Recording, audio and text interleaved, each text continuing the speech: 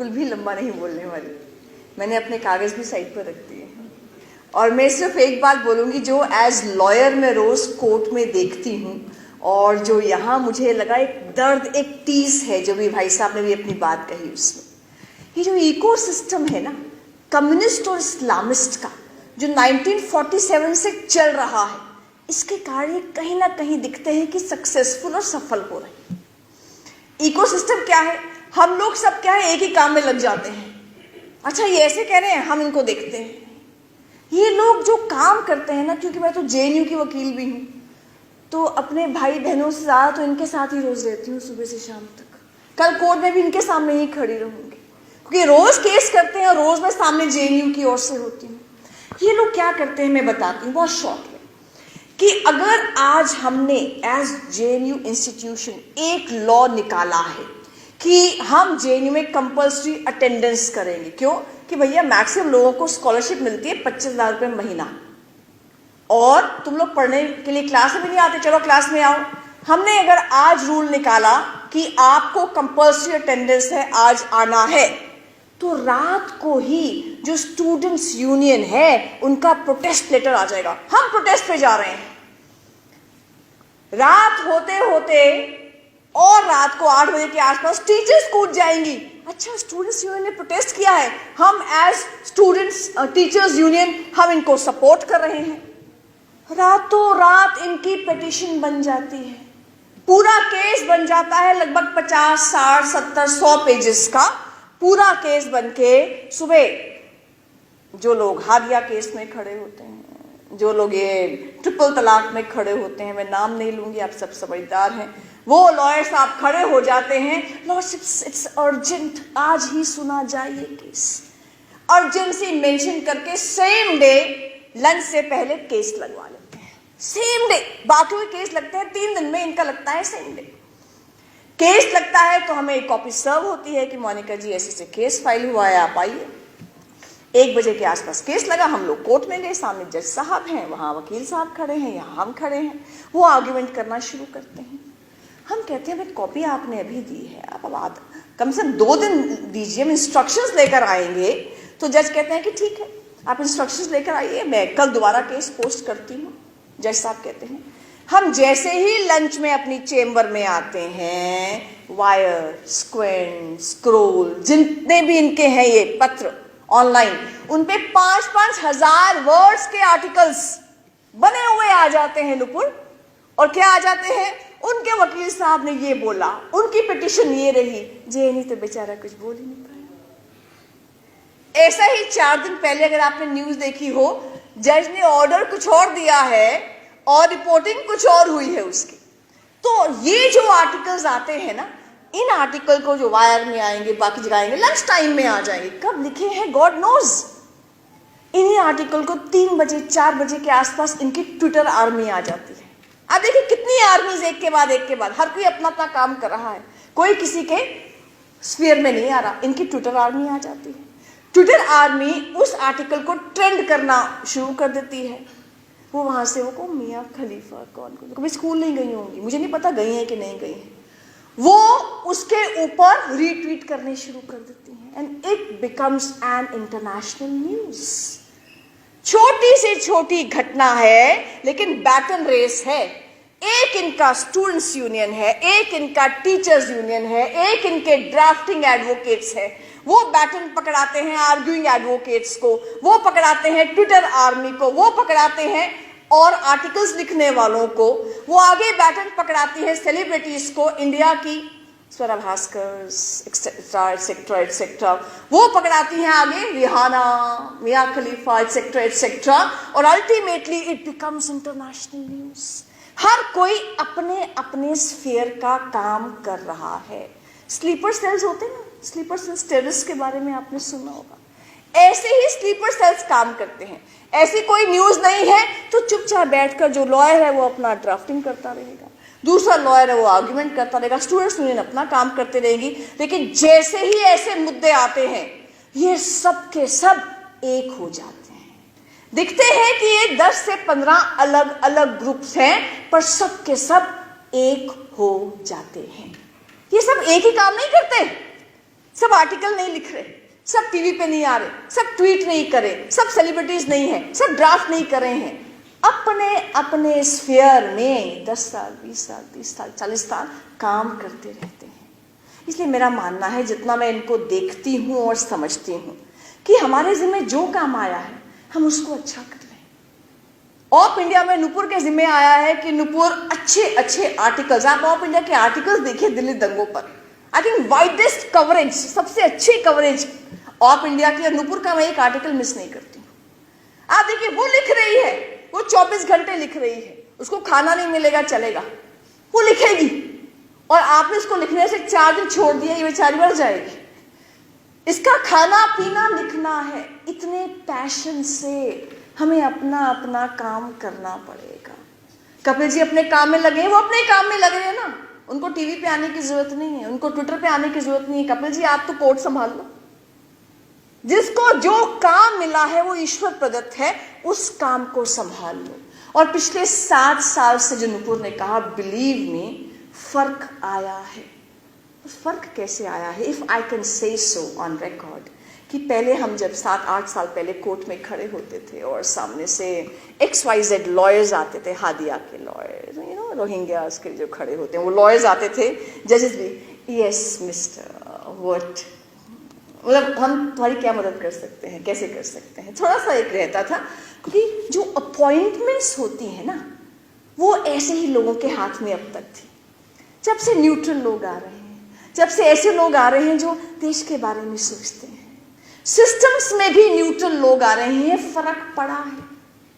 मुझे ध्यान है, राम जन्मभूमि केस से पहले वहां आकर वकील साहब ने कहा था, जो उसके सुन्नी वक्फ बोर्ड के वकील थे, लॉर्डशिप्स में have this matter after elections. जज साहब ने कहा, इलेक्शन के बाद इसे पॉलिटिकल पार्टी कौन सी है? रामलला पॉलिटिकल पार्टी है क्या, या सुन्नी वक्फ बोर्ड पॉलिटिकल पार्टी है, या निर्मोही अखाड़ा पॉलिटिकल पार्टी है? Why after elections? उनको लग रहा था कि शायद इलेक्शन के बाद वापस कांग्रेस पार्टी आ जाएगी, फिर राम जन्मभूमि का मुद्दा ठंडे बस्ते में चला जाएगा, 10 साल के लिए चला जाएगा। तो इसीलिए अब शुक्र है ऐसी पार्टी है जो देश के बारे में सोचती है, नेशन फर्स्ट के बारे में सोचती है। वरना यहां तो किताब छापनी ही एवरेस्ट चढ़ने बराबर हो जाता है। हमने क्या किया था, किताब ही तो छापी थी, ब्लूम्सबेरी ने भी किताब छाप दी, पर सडनली ये पूरा इकोसिस्टम एक्टिव हो गया, इंटरनेशनल लेवल तक एक्टिव हो गया। अरे ऐसी किताब कैसे आ सकती है जो कहती है कि हिंदू मरे, जो कह सकती है एविडेंस के साथ कि मुस्लिम्स ने मारा? ऐसी किताब कैसे आ सकती है? हमने कहा डिबेट कर लो, डिस्कस कर लो, हम उन घरों में आपको लेके चलते हैं, उन विक्टिम्स के नाम बताते हैं, कौन कौन मरा और कैसे कैसे मरा। लेकिन सुनने को तैयार नहीं, क्योंकि इस्लामिस्ट और माओइस्ट फोर्सेस जिस दुनिया से आती हैं, वहां डेमोक्रेसी नहीं है। किसी भी अरब कंट्री में डेमोक्रेसी नहीं है, किसी भी माओइस्ट कंट्री में डेमोक्रेसी, चाइना में देख लो, नहीं है। तो इनको तो पता ही नहीं बेचारों को डेमोक्रेसी होता क्या है। इसलिए 2020 में जब ये CA के विरोध में प्रोटेस्ट कर रहे थे, इन्होंने अपने सामने 2 चीजें रख ली थी, डेमोक्रेसी और कॉन्स्टिट्यूशन ऑफ इंडिया। यानी हमें अभिव्यक्ति की स्वतंत्रता है, हमें राइट टू प्रोटेस्ट है, एनीवेयर एंड एवरीवेयर। सड़कें जाम करेंगे, शाहीन बाग जाम करेंगे। तो तिरंगे को हाथ में रखकर, डेमोक्रेसी का नाम लेकर और अभिव्यक्ति की स्वतंत्रता का नाम लेकर ये प्रोटेस्ट करते रहे। प्रोटेस्ट करते करते पहले यूनिवर्सिटी से शुरू हो गए, फिर औरतों को सामने किया, फिर उनको रेडिकलाइज किया शाहीन बाग में, अल्टीमेटली जाफराबाद में जाकर जाम कर दिया और पत्थरबाजी शुरू कर दी, राइट शुरू कर दी।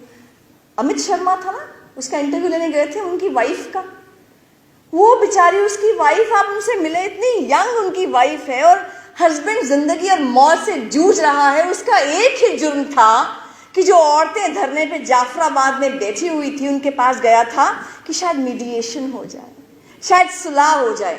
बुरके में से तलवार निकालकर यहां उसके अटैक किया गया, शुक्र है हेलमेट था। तो ऐसी ऐसी घटनाएं, रतन लाल को पत्थर मार दिए, गोली मार दी। किस किस का नाम आप लोगे?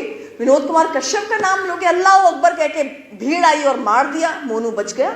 दिनेश कुमार खटीक का नाम लोगे, दूध लेने बच्चों के लिए गया था, उसकी वाइफ, 2 बच्चे, 3 बच्चे हैं शायद, ऐसे गोदी में बैठे हुए, तो लगा कि कैसे, क्या, जैसे कहा है नुपुर ने, याद हो गए हैं इनके नाम और इनको भूलना नहीं है। आज हम सबके इकट्ठे बैठने का मकसद है कि इनको भूलना नहीं है, क्योंकि 2020 में जो प्रयोग किया गया, सोची समझी साजिश की गई, वही रिपीट करने की कोशिश 2021 में की गई किसान आंदोलन के नाते। वैसे ही टूल किट, वैसे ही रिहाना, वैसे ही मियाँ खलीफा, वैसे ही सड़कें हाईवे जाम करना, वैसे ही क्या मोदी मरे, वैसे ही नारे सारे लगे, उसी टाइप से सुप्रीम कोर्ट को नहीं मानेंगे, सामने तिरंगा और कॉन्स्टिट्यूशन रखेंगे, 26 जनवरी को देश की ऐसी की तैसी कर देंगे, जब पूरी दुनिया देख रही है भारत का शौर्य। वही चीज अब 2022 में हिजाब प्रोटेस्ट में ला रहे हैं। मैं तो रोज हिजाब में जो कर्नाटका हाई कोर्ट की हियरिंग है, मैं रोज देखती हूँ, every day, every line of it मैं देखती हूँ उसको। 2:30 बजे कर्नाटका हाई कोर्ट की हियरिंग शुरू होती है, लगभग 4, 4:30, कहीं 5 तक भी जाती है, 5 बजे तक जाती है, एवरी डे। वहां पर होड़ लगी हुई है। होड़ क्या लगी हुई है? सीनियर एडवोकेट्स की 1000 पेज की पिटिशंस रातों रात कपिल जी तैयार हो जाती हैं, जजमेंट्स रातों रात तैयार हो जाती हैं, दे दी जाती हैं जजेस को। होड़ लगी है सीनियर एडवोकेट्स की, पहले मैं, पहले मैं, पहले मैं, पहले मैं। और किस लिए खड़े हैं वो? लड़कियों को हिजाब में रखो, इसलिए खड़े। वो इसलिए नहीं खड़े हैं कि जो मुस्लिम महिला है उसको बुर्के से आजादी दिलवाए, 4 शादियों से आजादी दिलवाएं, उसको हलाला से आजादी दिलवाएं, उसको तलाक तलाक तलाक 3 महीने में कह दिया जाता है और तलाक कर दिया जाता है, उससे आजादी दिलवाए। नहीं, वो खड़े हैं बुर्के में रहने दो, बुर्का ना उठाओ, इसलिए खड़े। और नाम वही ले रहे हैं, तिरंगा सामने होगा, हेड स्कार्फ करेंगे तो तिरंगे का करेंगे, हम कॉन्स्टिट्यूशन सामने रखेंगे, आर्टिकल 14 समानता की बात करेंगे, आर्टिकल 19 अभिव्यक्ति की स्वतंत्रता की बात करेंगे, और आर्टिकल 25, अरे 6, 7, 8, 10 साल के बच्चे बोलते हैं हमें तो संविधान ने ये राइट दी है। आप देखिए टेलीविजन पर 15-20 साल के, हमें संविधान ने राइट दी है कि हम बुर्का पहने, फंडामेंटल राइट टू वियर बुर्का। पढ़ा है आर्टिकल 25 कभी? सबसे इंफीरियर राइट है। वो कहती है कि subject to public order, health and morality and subject to all other rights, you have right to freedom of religion. यानी आप, समानता है आपके पास, सम्मान है आपके पास, डिग्निटी है आपके पास, सारी राइट्स है आपके पास, उसके पब्लिक ऑर्डर, पब्लिक हेल्थ, इसको नुकसान नहीं होगा, तब आपके पास राइट टू फ्रीडम है। और जब बुर्के को हटा दिया है मुस्लिम कंट्रीज ने, कुरान में जिक्र नहीं है बुर्के का, ये एसेंशियल रिलीजियस प्रैक्टिस कहाँ से हो जाती है? लेकिन ये सब जानते हुए, अच्छा पढ़े लिखे लोग डिफेंड कर रहे हैं, अनपढ़ डिफेंड नहीं कर रहे हैं, लेकिन वही इकोसिस्टम आ जाता है। तो आखिरी बात, हमारा जो झगड़ा है ना, ये आप देखिए, अगर 2019 और 20 में ये प्रयोग हुआ था ना दिल्ली दंगों का, 2021 में किसान आंदोलन का, 2022 में हिजाब का आंदोलन का, और ये मान के चलिए, ये आज कहा है कोर्ट्स ने कि इस पूरी हियरिंग को जो हिजाब की है वो इसी हफ्ते में समाप्त कर देंगे। और जिस तरह की पूरी बहस चल रही है, 100% ऐसा लगता है कि तीनों जजेस जो हैं कर्नाटका हाई कोर्ट के, वो बोलने वाले हैं कि hijab is not essential to Islam, you don't have a fundamental right to wear hijab. तो जो गवर्नमेंट ऑर्डर है कि यूनिफॉर्म पहननी चाहिए, वो वैलिड है। ये तीनों चीजें आप मार्क कर दीजिए, ये तीनों चीजें लगता है ऑर्डर में आने वाली है। तो कोर्ट का रास्ता जब बंद होगा ना, तो फिर सड़क का रास्ता खुल जाता है। हाथ में तिरंगा लेकर, तिरंगे का कपड़ा कहाँ जाता है, वो डंडा ही हाथ में रह जाता है। तो इसलिए हमें ध्यान रखना है, ये संयोग नहीं है, ये प्रयोग है, सोची समझी साजिश है, कभी आदमी औरत के नाम पर, कभी दलित ब्राह्मण के नाम पर, कभी हिंदू मुस्लिम के नाम पर। सोनाल जी ने कहा था ना, फॉल्ट लाइंस, दरारें हैं ना, उनको खाइयों में कन्वर्ट करना है। इस भारत देश को तोड़ने की साजिश है, क्योंकि जो 9 फरवरी 2016 को नारे लगे थे ना, भारत तेरे टुकड़े होंगे इंशाअल्लाह, भारत की बर्बादी तक जंग रहेगी, केवल नारे नहीं थे, वो मानते हैं इस चीज को, भारत तेरे टुकड़े होंगे, ये मानते हैं, भारत की बर्बादी तक जंग रहेगी, ये मानते हैं। और हमने अपनी जो किताब है Delhi rights the untold story, पहले 3 चैप्टर्स में यही कहा है। हमने कहा है माओइस्ट के डॉक्यूमेंट्स देखिए, ये लिखते हैं, चौड़े में लिखते हैं, छुपा के नहीं। वो लिखते हैं कि हम क्या कर रहे हैं। वो लिखते हैं, माओइस्ट ताकतें, कि हमारा दुश्मन कौन है। दुश्मन है हिंदुत्व और भारत। वो लिखते हैं कि हमें करना क्या है, कि हमें फ्रंटल ऑर्गेनाइजेशंस बनानी है, लॉयर्स की, जर्नलिस्ट की, प्रोफेसर्स की, एनजीओस खड़े करना है। मेथड क्या होगा, काम करेंगे कैसे? झुकी झोपड़ी में काम कीजिए, औरतों में काम कीजिए, माइनॉरिटीज में, क्रिश्चियंस में, मुस्लिम्स में काम कीजिए, ट्राइबल्स में काम कीजिए। उसके बाद करें क्या, चुपचाप उनके अच्छे अच्छे मुद्दे उठाते रहो, और जैसे कभी ऐसा मुद्दा आ जाए उनको देश के विरोध में कर दो। ये वो लिखते हैं, उनका घोषित तो घोषणा पत्र होता है ना, वो है। इसलिए हम सब सचेत रहे, क्योंकि 2024 में जब चुनाव है, इनको डर तो सोशल मीडिया नहीं, आप लोगों से लगता है। आप लोगों को कंट्रोल नहीं कर पाते। आपकी जब उंगलियां चलती है ना, वो नुपुर की चलती है, तो 5 लाख लोग उसका ट्वीट पढ़ते हैं, तो वो उंगलियां कंट्रोल नहीं कर पा रहे, सोशल मीडिया को कंट्रोल नहीं कर पा रहे, ना मोदी सरकार को कंट्रोल कर पा रहे हैं। वो बोलते हैं तलाक तलाक तलाक, मोदी सरकार बोलती है जेल जेल जेल, जेल में डाल देती है। वो बोलती है भारत तेरे टुकड़े होंगे, मोदी सरकार कहती है यूएपीए, तुम अनलॉफुल एक्टिविटीज प्रिवेंशन एक्ट में जेल के अंदर जाओगे। तुम पर सेडेशन का, राजद्रोह का लॉ लगेगा। तुम्हारी जितनी एनजीओस है, 13,000 से ऊपर एनजीओस का जो फॉरेन मनी आता था, उसको लाइसेंस कैंसिल कर दिया है।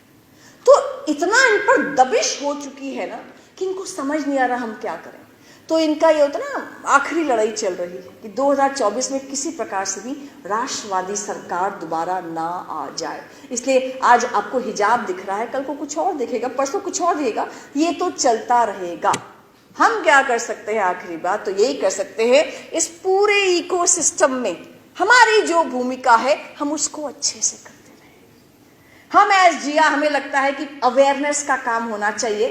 तो इससे पिछले सैटरडे को, 4 दिन पहले, हमने यूनिफॉर्म सिविल कोड पर किया था, एक रिटायर्ड जज साहब को बुलाकर ऑनलाइन किया था। उसके एक सैटरडे पहले हमने हिजाब कंट्रोवर्सी पर किया था। हम लगातार कोशिश करते हैं इन मुद्दों पर लोगों को अवेयर करें। इसलिए ये बात कह के खत्म, कि जो हमारा प्रयास हम करेंगे, कि आज मैंने सूरज से बस जरा यूं ही कहा, आपके साम्राज्य में इतना अंधेरा क्यों रहा, तम तमाकर वो दहाड़ा, मैं अकेला क्या करूं, तुम बेफिक्रों के लिए मैं भला कब तक लड़ूं। आकाश की आराधना के चक्रों में मत पड़ो, संग्राम यह घनघोर है, कुछ मैं लड़ूं कुछ तुम लड़ो। जय हिंद, जय भारत।